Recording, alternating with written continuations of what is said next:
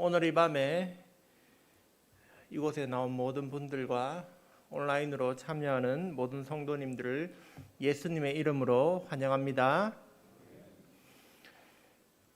우리가 계속해서 예수님께서 말씀해 주신 비유의 이야기, 천국의 비유를 나누고 있습니다. 씨 뿌리는 사람의 이야기를 이야기했고, 그리고 가라지 비유를 말씀했습니다. 오늘은 겨자씨의 비유의 이야기입니다. 먼저 천국에 대해서 한번 생각해 보고자 합니다. 사람들은 흔히 천국이라고 생각할 때에 한 번에 무엇인가 팍 바뀌는 그런 것을 생각하는 경향이 있습니다.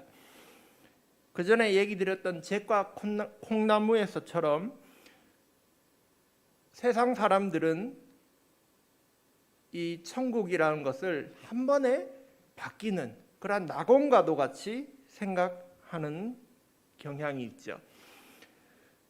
일확천금의 기회를 얻는 그러한 느낌을 갖습니다. 또 이스라엘 사람들도 비슷하게 생각했던 것 같습니다.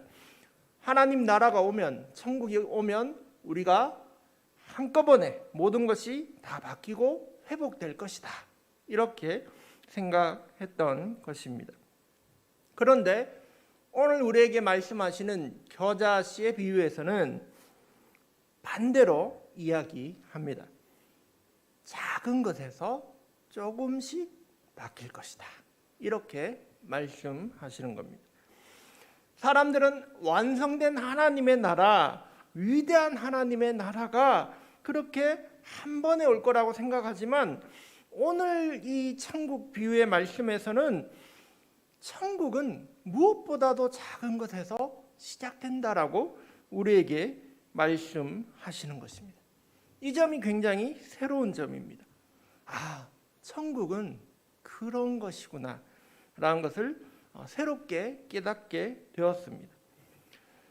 그렇다면 이 천국은 어떤 것인가, 오늘 말씀을 통해 함께 나눠보겠습니다. 첫 번째, 천국은 31절 앞부분에 32절 앞부분에 말씀한 것처럼 이는 모든 씨보다 작은 것이로되, 천국은 무엇보다도 작게 시작한다라고 이야기하고 있습니다. 겨자씨는 당시의 작은 것들 중에 제일 작은 것을 의미하는 그러한 상징으로 사용되었습니다. 실제로 가장 작은 씨앗은 아니지만 그 의미가 중요합니다. 우리가 생각하는 그 큰 하나님 나라, 위대한 하나님 나라가 무엇보다도 작은 것에서 시작한다는 것입니다.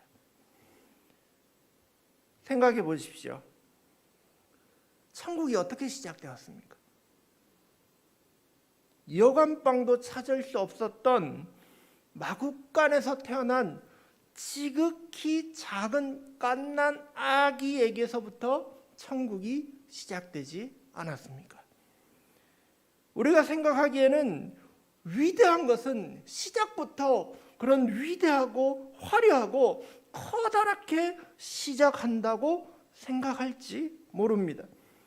그러나 성경은 그렇게 말씀하지 않는 것입니다. 큰 인물은 왕궁 같은 데서 태어나고 도시에서 태어나고 어머니 아버지가 전부 다 아주 높은 사람들이고 그런 것에서 시작한다고 우리는 은연중에 생각합니다. 요즘 시대 유행어 중에 하나가 금수저 흙수저란 말이 있죠. 우리는 생각하기에 태어나면서부터 아버지 어머니가 부자인 아버지에게서 부자인 사람이 태어나고 가난한 사람에게서 가난한 사람이 태어난다고 생각하는 것입니다. 금수저가 아니면 이 세상에서 이제 대단한 사람이 될 수 없다고 생각하는 것이죠. 성경은 그렇게 말씀하지 않는 것입니다. 성경은 위대한 하나님의 나라가 어디에서 시작했느냐?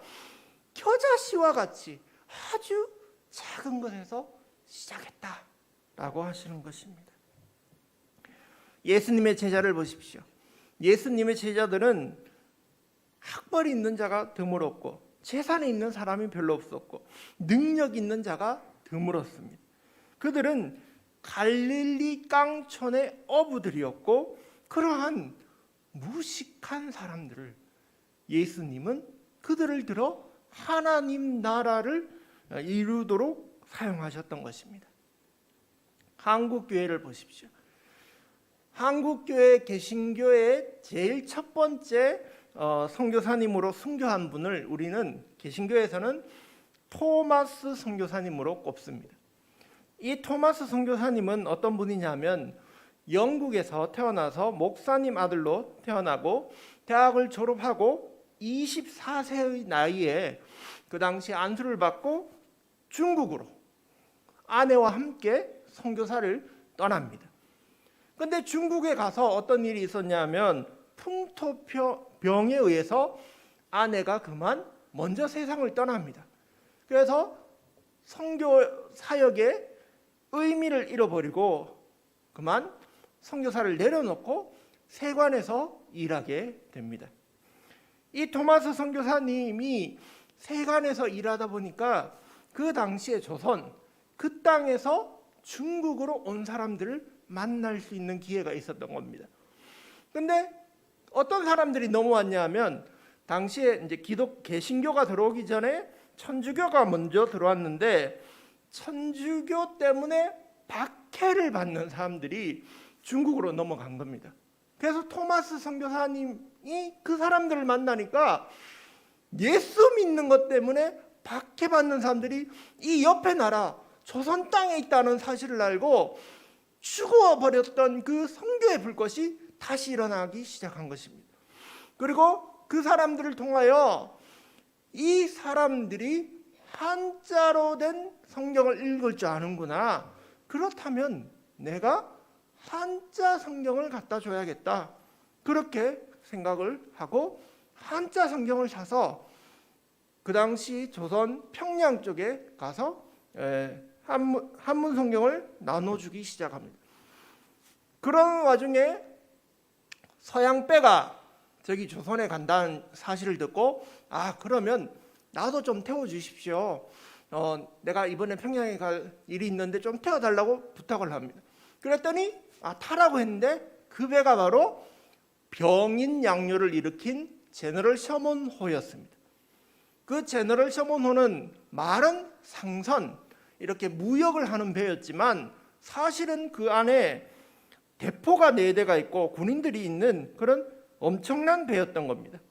그 배가 평양으로 들어갈 때 바다를 통해서 대동강으로 처음에 들어갈 때 그 당시에 흥선대원군이었기 때문에 쇄국 정책을 펼쳤거든요. 외국하고 교류를 하지 않는다 이렇게 한 거죠. 그래서 우리가 물건을 사고 팔려고 왔습니다 했는데 관에서 와서 내리지 마라. 우리는 안 한다.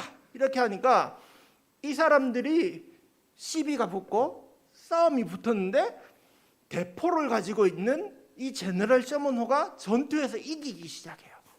근데 이 배가 점점 대동강을 거슬러 올라가다가 강은 올라가다 보면 수심이 얕아지잖아요. 그래서 걸려버린 거야. 그거를 보고는 평양 감사가 화공을 펼치라 이렇게 해서 위에서 불붙은 배를 떠내려 보내서 제너럴 셔먼호를 불을 붙여버립니다. 그래서 사람들이 결국 배에서 다 뛰어내리고 그 모래사장가로 나와서 다 그만 참수형을 당하게 되죠. 그때 토마스 선교사도 자기가 가지고 있는 성경을 품고는 뛰어내립니다. 그리고 죽기 그 직전에도 이 성경을 한번 읽어보라고 자기 목을 자르는 그 사람에게 전도를 합니다. 근데 마침 학교 안 가고 그 어떤 사태가 일어난 곳을 구경 온 최치량이라는 꼬마가 있었습니다.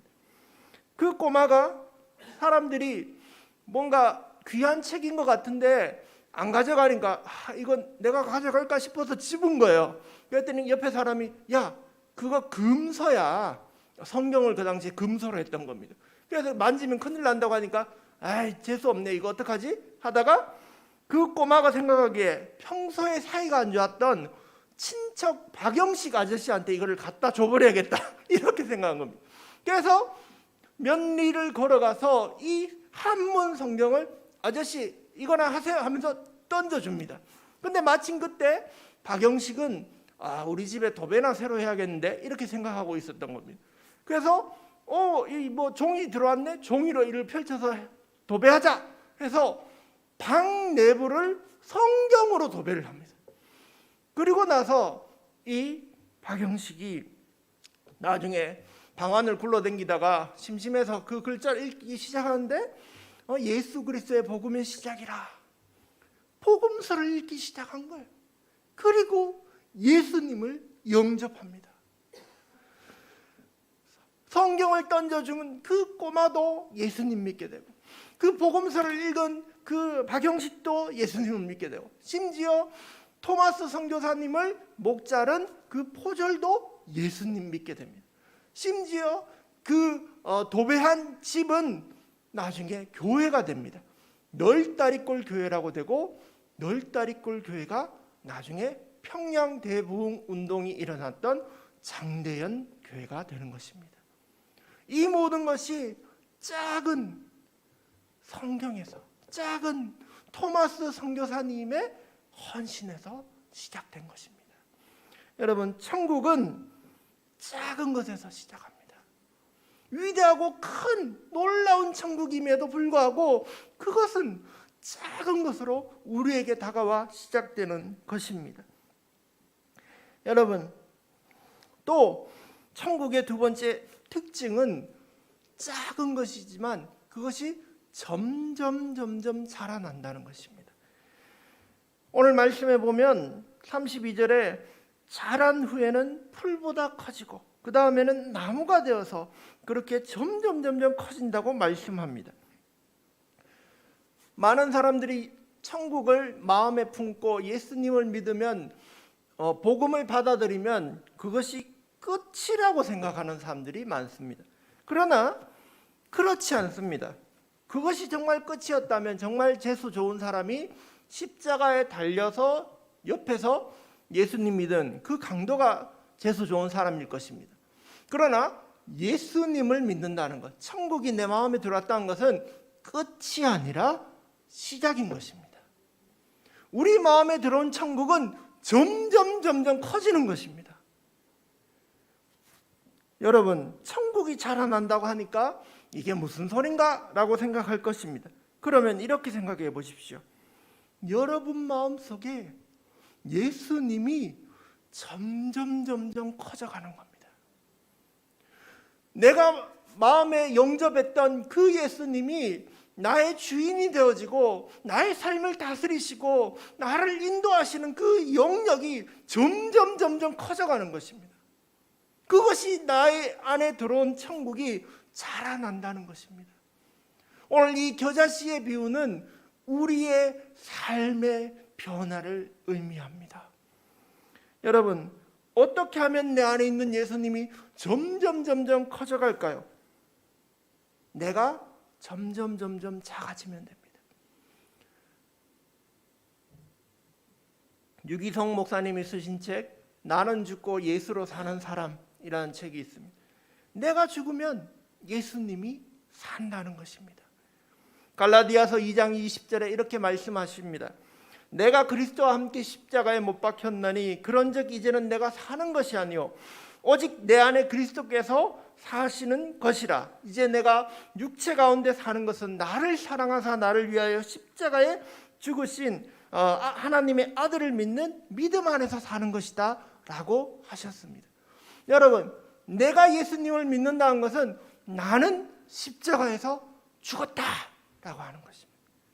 내 안에는 예수님이 살아계신다는 것입니다. 내 안에 예수님이 살아서 점점 커지는 겁니다. 어떤 땐 근데 내가 죽지 못한 것 같아 보입니다. 어떨 땐 내가 아직도 살아있는 것 같아 보입니다. 내 계획이 안 될 때, 내가 만족스럽지 못할 때, 내 소망이 꺾어질 때 우리들은 점점 내가 커져갑니다.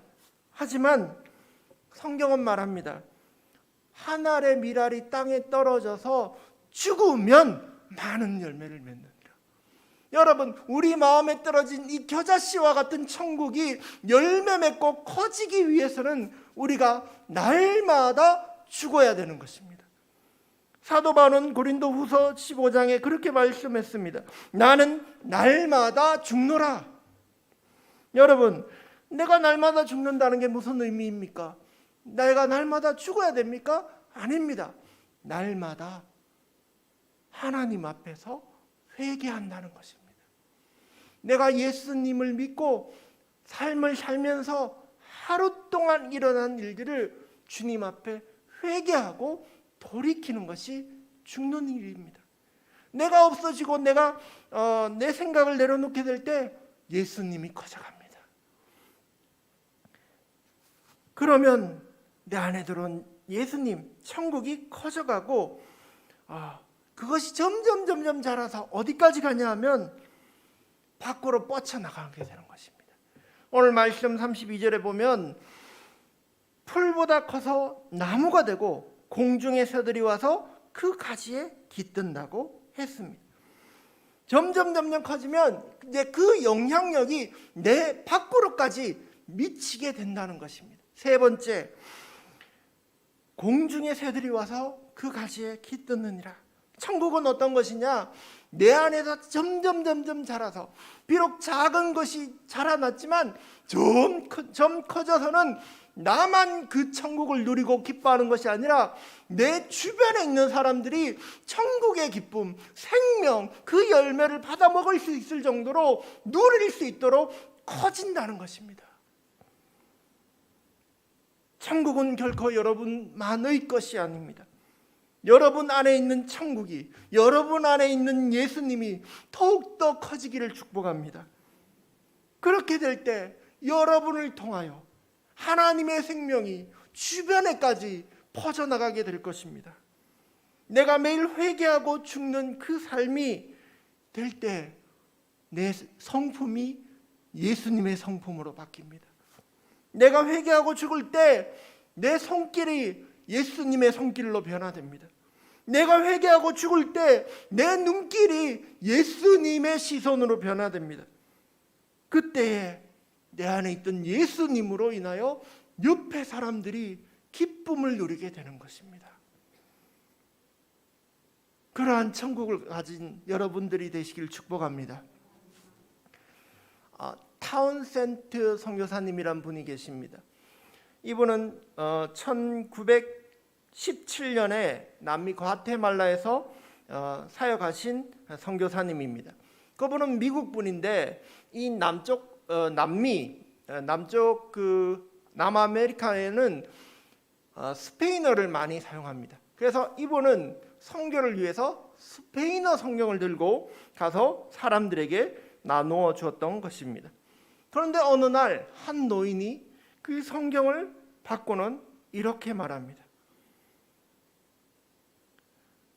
당신들이 말하는 하나님이 그렇게 위대한다면 왜 우리말로는 얘기하지 못하는 거야? 알고 보니까 이 노인은 소수민족 칵치켈이라는 부족의 사람인데 그 소수민족은 스페인어를 사용하지 않는 거예요. 그래서 스페인어 성경을 받아도 읽을 수가 없었던 것입니다. 이 타운센트 선교사님은 이 말이 마음에 와닿아서 그렇구나. 이 성경으로는 전도할 수 없는 사람들이 있구나. 그럼 어떻게 할까? 내가 그곳에 가서 그 사람들의 말을 배워서 성경을 번역해 줘야겠다. 그래서 타운센트 선교사님이 그곳에 가서 13년 동안 말을 배우고 글을 배워서 칵치켈 부족의 말로 성경을 드디어 편찬해냅니다. 그러자 13년 후에 어떤 일이 벌어졌냐면 그 부족 중에 100개의 교회가 세워졌다는 것입니다. 자신의 언어로 하나님의 말씀을 가진 이 칵치켈 부족이 이렇게 복음을 받아들이고 변화되는 모습을 보고 이제 타운센트 선교사님이 어떤 일을 하셨냐면 전 세계 아직도 자기 글로 자기 말로 성경을 못 읽는 사람들을 위하여 성경 번역 선교회를 만드십니다. GBT. 글로벌 바이블 트랜스레이션 하는 그 선교회를 만들고 우리나라에도 그 선교 단체가 있습니다. 그래서 지금은 전 세계 1,500개의 부족에게 선교사님들이 가서 그 사람들의 말을 듣고 배우고 글을 없으면 심지어 만들어서 그들을 위하여 성경을 만들어주고 있는 것입니다. 타운센트 선교사님은 아주 작은 겨자씨와 같은 성국을 뿌렸습니다. 처음에는 작은 것이었고 나중에는 놀라운 선교의 열매를 맺게 되었습니다. 여러분의 삶 속에서도 천국이 자라나고 있습니다. 여러분뿐만 아니라 그 천국은 자라나서 주변에 있는 사람들에게 선한 영향력을 끼치게 될 것입니다. 그러한 생명력 넘치는 그리스도인들이 되시기를 예수님의 이름으로 축복합니다.